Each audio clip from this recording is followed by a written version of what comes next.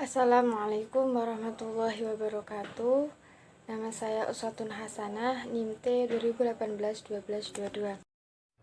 Assalamualaikum warahmatullahi wabarakatuh. Sebelumnya perkenalkan, nama saya Desi Putri Ramadhani. Saya dari kelas PAIA 5 dengan NIM T 2018-1230. Assalamualaikum warahmatullahi wabarakatuh.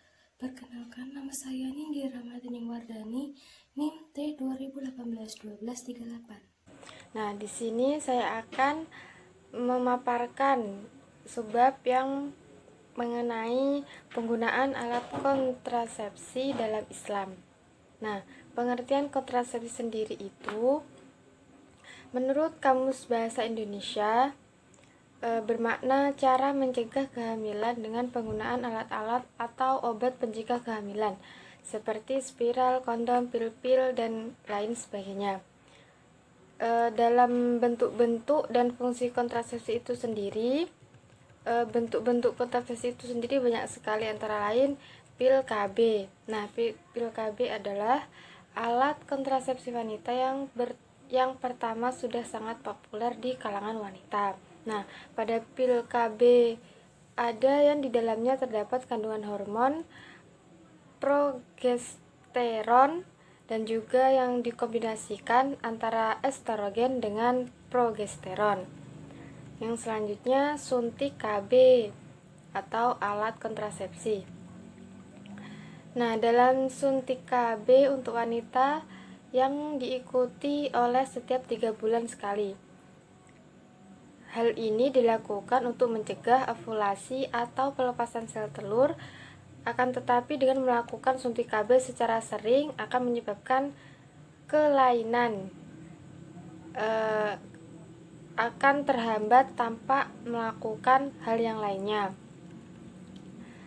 Yang selanjutnya IUD atau spiral, merupakan singkatan dari uterine device, juga biasa disebut dengan spiral. Hal ini dikarenakan bentuk dari alat kontrasepsi ini berbentuk spiral. Cara pemakaiannya adalah memasukkan alat kontrasepsi wanita tersebut ke dalam rahim. Salah satu alat kontrasepsi yang banyak dipakai karena kenyamanannya. Akan tetapi, untuk pemasangan alat kontrasepsi ini wanita harus melakukannya dengan bantuan dokter. Yang selanjutnya yakni kondom. Ini alat untuk mencegah kehamilan yang digunakan kepada alat kelamin pria. Yang selanjutnya adalah noplen atau susu. Bisa juga disebut dengan sebagai implan. Jenis alat kontrasepsi yang digunakan untuk jangka panjang sekitar 5 tahunan. Alat ini biasanya memang dipasang di bagian di bawah kulit persis. Noplan atau susu ini juga bisa digunakan oleh orang sebagai alat kontrasepsi. Biasanya dalam noplan ini terdapat kapsul yang lentur yang seukuran korek api dan mempunyai bahan karet silastik. Nah, dalam fungsi adanya alat kontrasepsi ini sendiri umumnya mengendalikan pertumbuhan jumlah penduduk, tinggal memilih macam alat atau jenis dari alat kontrasepsi itu. Segala macam bentuk dan fungsi alat kontrasepsi dapat dibenarkan oleh Islam selama tidak dipaksakan, tidak menggugurkan, tidak dibatasi, tidak mengakibatkan kemandulan abadi.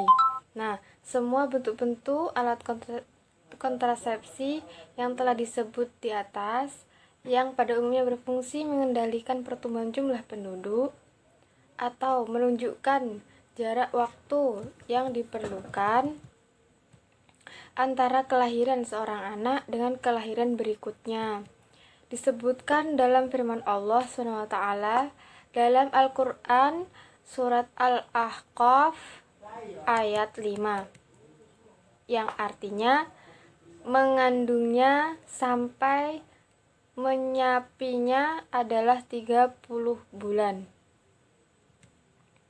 Ayat tersebut menunjukkan bahwa Islam menganjurkan penjarangan atau menjaga jarak dalam kelahiran anak demi kepentingan kesehatan anak yang lebih baik. Nah, di sini bisa disimpulkan bahwa Islam membenarkan alat kontrasepsi karena dapat menolak keburukan dan meraih kebaikan, yakni menyelamatkan jiwa ibu dan anak, dalam artian dapat memulihkan kesehatan ibu kembali, komponen tenaga yang vital, dan begitu juga anak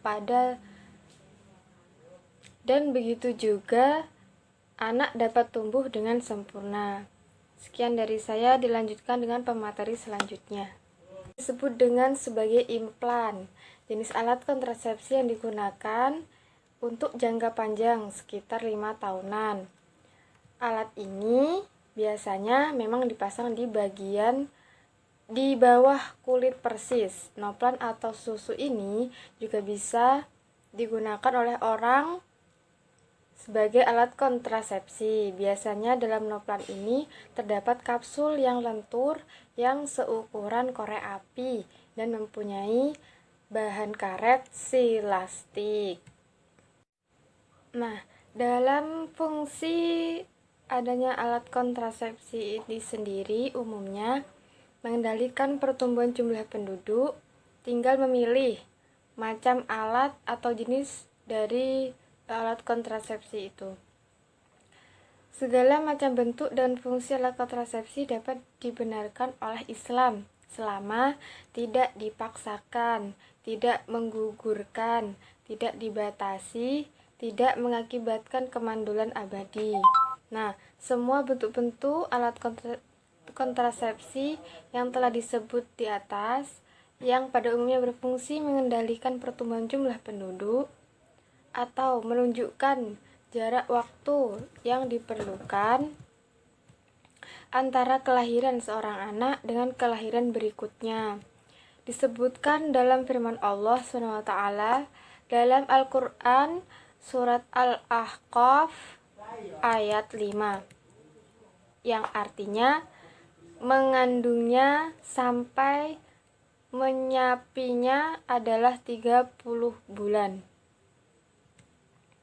Ayat tersebut menunjukkan bahwa Islam menganjurkan penjarangan atau menjaga jarak dalam kelahiran anak demi kepentingan kesehatan anak yang lebih baik.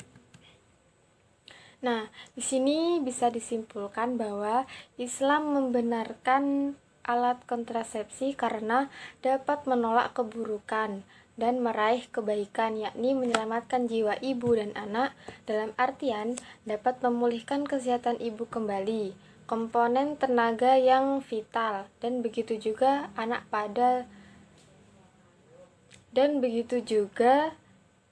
dapat tumbuh dengan sempurna. Sekian dari saya, dilanjutkan dengan pemateri selanjutnya. Di sini saya akan menjelaskan tentang menstruasi dalam pandangan Islam. Islam telah menjelaskan tentang haid atau menstruasi. Hal ini dijelaskan dalam Quran surat Al-Baqarah ayat 222 yang artinya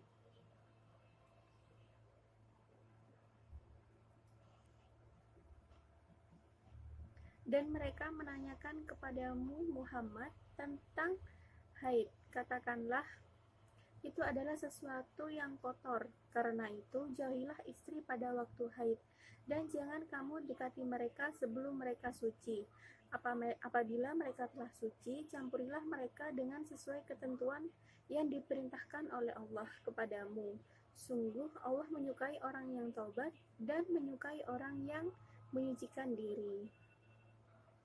Dalam ayat ini dijelaskan tentang haid dan sikap menghadapi perempuan yang sedang dalam keadaan haid. Haid adalah keluarnya darah-darah sel telur yang lemah akibat tidak dibuahi yang keluar dari rahim perempuan setiap bulannya. Paling cepat haid terjadi sehari semalam, atau normalnya itu terjadi 6 sampai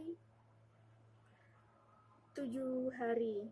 Sedangkan paling lama Haid itu biasa terjadi sekitar 15 hari. Pada saat haid ini, pada wanita itu terjadi pada saat indung telur yang tidak dibuahi dikeluarkan oleh tubuh. Karena tidak terjadi pembuahan, maka dinding rahim yang semula dalam keadaan siap menerima pembuahan akan berkontraksi. Nah, dengan kontraksi ini, maka indung telur yang akan dibuahi akan dibuang keluar bersama dengan darah yang dikeluarkan urat darah rambut yang pecah. Setelah telur dan darah keluar, tubuh akan mengulangi kembali proses pematangan indung telur. Semua proses ini diulangi terus-menerus pada periode waktu tertentu. Setiap bulannya, indung telur baru akan dibentuk. Hormon yang sama juga dikeluarkan. Semuanya dalam waktu yang sama. Dengan demikian, wanita mempunyai beberapa waktu yang betul-betul siap untuk dibuahi. Apabila pembuahan terjadi, maka pola haid yang berputar secara terus-menerus akan berubah.